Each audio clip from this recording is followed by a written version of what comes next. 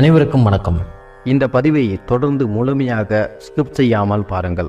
உங்களுடைய கர்மா ஒத்துழைத்தால் மட்டுமே இந்த பதிவை நீங்கள் கேட்க வேண்டும் என்ற விதி இருந்தால் மட்டும்தான் இந்த பதிவை நீங்கள் கேட்கவே முடியும். ஆகையால் முழுமையாக இந்த காணொளியை பாருங்கள். உங்களுக்கே ஒரு ஆத்மார்த்தமான புரிதல் இந்த பதிவில் ஏற்படும். நவகிரகங்கள் அப்படின்னு சொன்னாலே நம்மள பல பேருக்கு ஒரு விதமான பயமோ பக்தியும் ஏற்படும். அந்த அளவிற்கு கிரகங்களிடமிருந்து வரும் கதிர்வீச்சுகள் உலகத்தில் உள்ள எல்லா உயிர்கள் மீதும் அதிக தாக்கத்தை ஏற்படுத்தி கொண்டுதான் இருக்கின்றன. நீங்கள் நம்பினாலும் சரி நம்பாவிட்டாலும் சரி, கிரகங்கள் இறைவனால் கொடுக்கப்பட்ட வேலையை துளி அளவு பிழை இல்லாமல் செய்து கொண்டுதான் இருக்கிறார்கள். இந்த நவகிரகங்கள் ஒவ்வொரு தனிப்பட்ட மனித வாழ்க்கையிலும் எப்படி வெவ்வேறு விதமாக ஆளுமை செய்கின்றன, அது எதனுடைய அடிப்படையில் அப்படிங்கிறதையும், அத்தகைய நவகிரகங்கள் தரும் கஷ்டங்கள்ல இருந்து நாம் எவ்வாறு தப்பிக்க முடியும் அல்லது தற்காத்து கொள்ள முடியும் அப்படிங்கிறதையும் இந்த பதிவில் பார்க்கலாம். சரி, முதலில் நம்முடைய பிறப்பு ஜாதகம் எதன் அடிப்படையில் அமைகிறது அப்படிங்கிறத பார்க்கலாம். நம்முடைய சித்தர்களின் கூற்றுப்படி ஒரு ஆன்மா பல பிறவிகளை எடுக்கிறது. அப்படி ஒரு ஆன்மா பல்வேறு பிறவிகளில் செய்த கர்மாக்களால் பாதிக்கப்படுகிறது. கர்மா அப்படின்னா செயல் என்று பொருள். நீங்கள் செய்யக்கூடிய எல்லா செயலுமே கர்மாதான். அது நல்ல விஷயமானாலும் சரி, கெட்ட விஷயமானாலும் சரி, அது கர்மாவாக உங்களுடைய ஆன்மாவில் பதிவு செய்யப்படும். இப்படி பல பிறவிகளில் நாம் செய்த கர்மாக்களின் ஒட்டுமொத்த தொகுப்பு சஞ்சித கர்மா என்று அழைக்கப்படும். முக்கியமான விஷயம் என்னவென்றால், கர்மா அப்படின்னு சொன்னாலே எல்லோரும் பாவம் செய்யறது மட்டும்தான் அப்படின்னு நினைக்கிறாங்க. ஆனா உண்மை அதுவல்ல. நீங்க செய்யக்கூடிய நல்ல காரியங்களும் கர்மாதான். அது புண்ணிய கர்மாவாக உங்கள் ஆன்மாவில் பதிவாகிறது.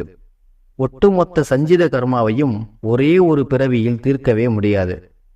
அதனால் சஞ்சித கர்மாவில் இருந்து ஒரு பகுதியை மட்டும் அனுபவிக்கத்தான் பிறவி ஏற்படுகிறது. இது பிராப்த கர்மா அப்படின்னு அழைக்கப்படும். இந்த பிராப்த கர்மாவின் அடிப்படையில் தான் நம்முடைய பிறப்பு ஜாதகம் என்பது அமைகிறது. இப்படிப்பட்ட விதிகளின் படிதான் நம்முடைய பிறப்பு, வாழ்க்கை, இறப்பு ஆகிய செயல்கள் இந்த பிறவியில் நடைபெறுகின்றன. இந்த பிறவியில் நமக்கு கொடுக்கப்பட்டுள்ள கொடுப்பினைகளை, அவை நல்லவையாக இருந்தாலும் சரி கெட்டவையாக இருந்தாலும் சரி, நவகிரகங்கள் அதை நமக்கு சரியாக கொடுத்து நம் ஆன்மாவை தூய்மைப்படுத்தும் வேலையை தொடர்ந்து செய்து கொண்டிருக்கின்றனர். இதனால்தான் ஜாதகப்படி தசா புத்தி அந்தரங்கள் மாறி மாறி நடக்கும் பொழுது நம்முடைய வாழ்விலும் சுபிச்சம், சந்தோஷம், மன அமைதி போன்ற நல்ல விஷயங்களும், சோகம், துக்கம், மனக்கவலை, கெட்ட செய்திகள், விபத்து, கண்டம் போன்ற கெட்ட விஷயங்களும் மாறி மாறியோ அல்லது தொடர்ந்தோ நடைபெறுகிறது. இதில் நல்லது நடந்தாதான் பரவாயில்லையே, பிறந்தது முதல் இன்று வரை கஷ்டத்தை தவிர வேறு எந்த ஒரு நல்ல விஷயமும் வாழ்க்கையில நடக்கவே இல்லையேங்க அப்படின்னு சொல்றவங்க தான் அதிகம். பிறப்பு ஜாதகப்படி கிரகநிலைகள் சாதகமாக அமையாத காரணத்தினால்தான் இது போன்ற கஷ்டங்கள் நமக்கு ஏற்படுகின்றன. இப்படிப்பட்ட கஷ்டங்களில் இருந்து பாதுகாப்பாக இருக்க இறை வழிபாட்டை தவிர வேறு வழி இல்லை. இருந்தாலும் ஜாதகத்தில் கிரக தோஷங்கள் கடுமையாக இருக்கும் பொழுது அந்த இறை வழிபாடு கூட பயனளிக்காமல் தான் போகும் என்பது உண்மையாகும். இதனால்தான் பல பேர் எவ்வளவோ சாமி கும்பிட்டும் எந்த சாமியும் கந்திறந்து பார்க்கலையே என ஆதங்கத்தோடு புலம்பி அழுவதை பார்த்திருப்போம். இத்தகைய கொடுமையான நிகழ்வுகள் நம்முடைய தனிப்பட்ட வாழ்விலும் குடும்பத்திலும் ஏற்படா வண்ணம் நம்மையும் நமக்கு பின் வரக்கூடிய நம்முடைய வாரிசுகளும் இந்த உலகத்தில் கிரகங்களாலும் தோஷங்களாலும் பாதிக்கப்படாமல் நல்லபடியாக வாழ்வதற்கு குருநாதராகிய கோரக்க சித்தபெருமான் வழங்கியுள்ள சில வழிமுறைகளையும் அறிவுரைகளையும் இங்க பார்க்க போகிறோம். இந்த உலகம் இறைவனால் சகலவிதமான ஜீவராசிகளுக்காகவும் பொதுவாகவே படைக்கப்பட்டுள்ளது. ஆனால் இன்று மனிதர்களாகிய நாம் மட்டும் இந்த உலகத்தின் அதிபதி போல வாழ்ந்து வருகிறோம். இந்த உலகம் மரங்கள், செடிகள், கொடிகள், வாயில்லா ஜீவராசிகள், மனிதர்கள் என எல்லோருக்கும் பொதுவானதாகவே உள்ளது. அதேபோல் இறைவன் அனைத்து ஜீவராசிகளுக்கும் தேவையான உணவையும் இருப்பிடத்தையும் கருணையோடு எப்பொழுதும் தங்கு தடையில்லாமல் கொடுத்து உயிர்களை காப்பாற்றி வருகிறார். மனிதர்களாகிய நாம் பல்வேறு வேறுபாடுகளினால் சண்டை போட்டுக்கொண்டும் கலாச்சார மாற்றத்தினால் நம்மையும் நம்மை சார்ந்த மற்ற உயிரினங்களையும் கஷ்டப்படுத்தி அழுத்து கொண்டிருக்கிறோம். மனிதன் இறைவன் கொடுத்த இயற்கையை அழித்து கொண்டிருந்தாலும் கூட இன்று வரை இறைவன் மனிதர்கள் மீது கோபப்படாமல் அன்போடும் கருணையோடும் அனைத்து உயிரினங்களைப் போல் மனிதர்களுக்கும் அருளாசி வழங்கி கொண்டுதான் இருக்கிறார். அத்தகைய கருணையுள்ள சிவபெருமானால் உலகத்தில் தர்மத்தையும் அறத்தையும் காப்பதற்காக உருவாக்கப்பட்டவர்கள்தான் நவகிரகங்கள்.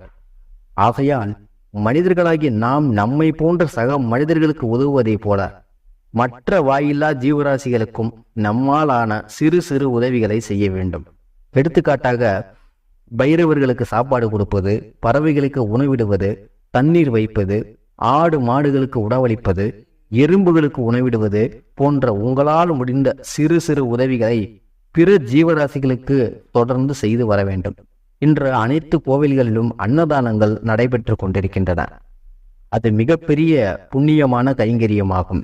உங்களுடைய வருமானத்தில் ஒரு சிறு தொகையை பிற வாயில்லா உயிர்களுக்காக ஒதுக்கி செலவிடுங்கள். உங்கள் சம்பாத்தியத்தில் 1% ஒதுக்கினால் கூட போதும். உங்களுடைய சம்பளம் 100 ரூபாய் என்றால் அதில் 1 ரூபாய் இந்த விஷயங்களுக்காக ஒதுக்குங்கள். இதை இன்று சில நல்ல ஆன்மாக்கள் வெளி உலகிற்கு தெரியாமல் செய்து கொண்டுதான் இருக்கிறார்கள். இதனால்தான் உலகம் இன்று வரை அழியாமல் நிலைத்து நிற்கிறது. வாரம் ஒரு முறை அருகில் உள்ள சிவாலயத்திற்கு செல்வதை வழக்கமாக்கிக் கொள்ளுங்கள். எது நமக்கு நடக்க வேண்டும் என்று நினைக்கிறோமோ அதை நீங்கள் பிறருக்கு செய்து பாருங்கள். நீங்கள் செய்ததை விட பல மடங்கு உங்களுக்கு திருப்பி கிடைக்கும். இதுவே இயற்கையின் விதி.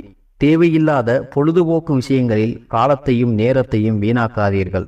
நல்ல மனிதர்களுடன் மட்டும் பழகுங்கள். நல்ல விஷயங்களை அதிகமாக தேடி படியுங்கள். உங்கள் குழந்தைகளுக்கும் இதுபோன்ற நல்ல விஷயங்களை சிறு வயதில் இருந்தே கற்றுக் கொடுங்கள். மரங்களுக்கு தண்ணீர் ஊற்றுங்கள். காய்ந்து போன செடி கொடிகளுக்கு தண்ணீர் ஊற்றுங்கள். நீங்க இந்த விஷயத்தை மட்டும் செய்து பாருங்க. உங்களுடைய மனசிலோ உடம்பிலோ எவ்வளவு கஷ்டங்கள் இருந்தாலும் கூட பிற ஜீவராசிகள் நீங்கள் கொடுத்த சாப்பாடை சாப்பிடும் பொழுது உங்களுக்கே தெரியாமல் உங்களுக்குள் மகிழ்ச்சியும் சந்தோஷமும் ஒரு பாசிட்டிவ் வைப்ரேஷனும் உருவாவதை நீங்கள் உணரலாம். இந்த விஷயங்கள் எல்லாம் கேட்பதற்கு மிக மிக சாதாரணமாக இருந்தாலும் கூட இதனுடைய பலன்கள் மிக மிக அபரிமிதமானது. இதை போய் நம்ம செய்யறதா, இதை செஞ்சாமா மாறும் அப்படின்னு நினைக்க வேணாம். பல ஜீவராசிகள் உங்களால் நன்மை அடைந்தால், அந்த ஆன்மாக்கள் சந்தோஷம் அடைந்தால் உங்களுக்குள்ளும் இருக்கும் ஆன்மா சந்தோஷம் அடையும். ஆன்மா சந்தோஷம் அடைந்தால் ஆன்ம ஒளி அதிகமாகும். உங்களுக்கே தெரியாமல் உங்களுடைய வாழ்வில் உங்களை சுற்றியுள்ள இடங்களில் நல்ல பாசிட்டிவான வைப்ரேஷன்கள் உருவாக்கும். நல்ல மனிதர்கள் உங்களை தேடி வருவார்கள். உங்களுக்கு இதுவரை வழியே தெரியாமல் இருந்த விஷயங்களில் கூட இப்போது சரியான வழிகாட்டுதல்கள், சரியான மனிதர்கள் உங்களுக்கு வழிகாட்டுவார்கள். எண்ணிய காரியங்களில் தடை ஏற்பட்ட காரியங்கள் அனைத்தும் வெற்றியாகும். இன்னும் சொல்லவே முடியாத அளவிற்கு பலவிதமான நல்ல நல்ல விஷயங்கள் உங்களுடைய வாழ்வில் ஏற்பட தொடங்கும். நீங்கள் எந்த அளவிற்கு இதை ஆத்மார்த்தமாக செய்கிறீர்களோ அந்த அளவிற்கு உங்களுடைய வாழ்வில் நிச்சயமாக நல்ல மாற்றம் வந்தே தீரும். சகல உயிர்களுக்கும் உணவளித்து காப்பவன் சிவபெருமான்.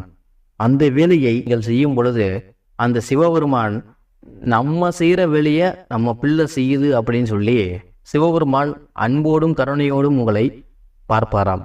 அப்படி அந்த சிவபெருமான் கருணையோடு உங்களை பார்த்து விட்டால் எந்த கிரக தொல்லைகளும், எந்த தோஷங்களும், எந்த பாவங்களும் உங்களை எதுவும் செய்யாது. நீங்கள் சிவனுடைய பிள்ளைகளாக மாறிவிடுவீர்கள்.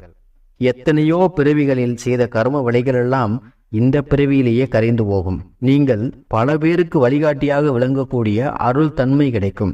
இந்த மேற்கூறிய விஷயங்கள் எல்லாம் குருநாதராகிய ஓரக்க சித்த பெருமானால் எளிமையாக நம்மை நாமே தற்காத்து கொள்ள அருளப்பட்ட விஷயங்களாகும். எளிமையான வாழ்க்கை முறையை பழகுங்கள். நோய் வந்த பிறகு பல லட்சங்கள் செலவு செய்து மருந்து சாப்பிட்டு அவஸ்தைப்படுவதை விட எளிமையான வாழ்க்கை முறையில் எளிமையான விஷயங்களை செய்து எளிமையான வழிபாடு முறைகளை செய்து நம்மை நாமே சீர்திருத்தி கொள்ள முடியும். நவக்கிரகங்கள் கூட நமக்கு வழிவிட்டு நிற்பார்கள். தலைக்கு வந்தது தலை பாகையோடு போய்விடும். இந்த விஷயங்களை நாம் எளிமையாக கடைபிடிக்கலாம். அப்படி நாம் செய்தாலே கிரக தொல்லைகளில் இருந்தும், ஜாதக தோஷங்களில் இருந்தும், கெட்ட நேரங்களில் இருந்தும், கெட்ட சகவாசங்களில் இருந்தும் நாம் தப்பித்துக் கொள்ளலாம். நம்முடைய பிள்ளைகளும் நம்முடைய சந்ததிகளும் எந்தவித குறையும் இல்லாமல் மென்மேலும் வளர அந்த சிவபெருமான் அருள் புரிவார். உங்களுடைய முன்னோர்களுடைய ஆசீர்வாதத்தாலும் சிவபெருமானுடைய அருளினாலும் மட்டுமே நீங்கள் இந்த விஷயத்தை முழுமையாக கேட்டிருக்கிறீர்கள். இல்லையென்றால் இந்த பதிவை நீங்கள் பார்த்திருக்கவே மாட்டீர்கள். நன்றி, வணக்கம்.